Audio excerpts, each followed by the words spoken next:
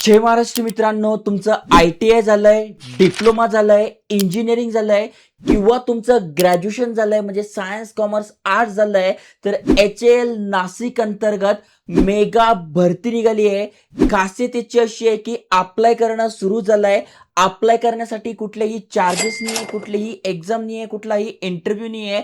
इथे merit based selection असणार आहे. त्यामुळे तुम्ही तुमच्या फॅमिलीमध्ये कोणाचं हे शिक्षण झालं असेल तर नक्की त्यांच्यासोबत शेअर करा, कारण की असेच आपण एज्युकेशनल इन्फॉर्मेशन व्हिडिओज आणत असतो.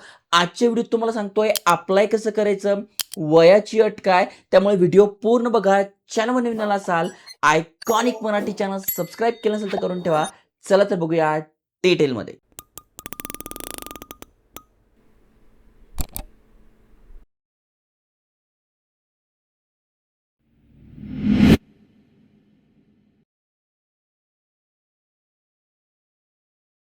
तर मित्रांनो, तुम्ही स्क्रीनवर बघू शकताय HAL यांच्या ऑफिशियल वेबसाईटवर घेऊन आलोय. तुम्ही ते बघू शकताय.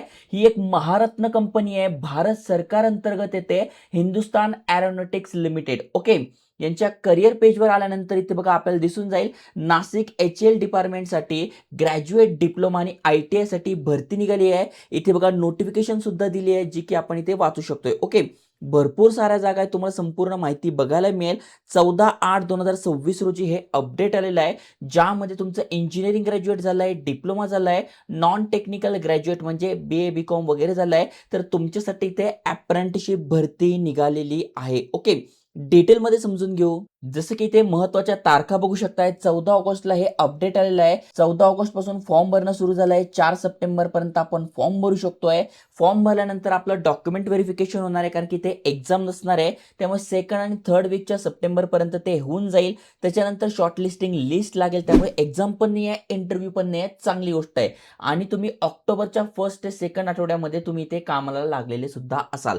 टोटल किती जागा आहेत तर 627 जागांसाठी भरती असणार आहे, ज्यामध्ये ITI साठी 355 जागा आहे, इंजिनिअरिंग ग्रॅज्युएटसाठी 133 जागा आहे, डिप्लोमासाठी 61 जागा आहे आणि नॉन टेक्निकल ग्रॅज्युएट म्हणजे BA BCom BSc BBA साठी 78 जागा असणार आहे. ओके, ज्यांचा ITI झालंय त्यांच्यासाठी 2 वर्षाचा हा ट्रेड असणार आहे, म्हणजे 2 वर्षाची अप्रेंटिसशिप असणार आहे. टेन्शन घेऊ नका.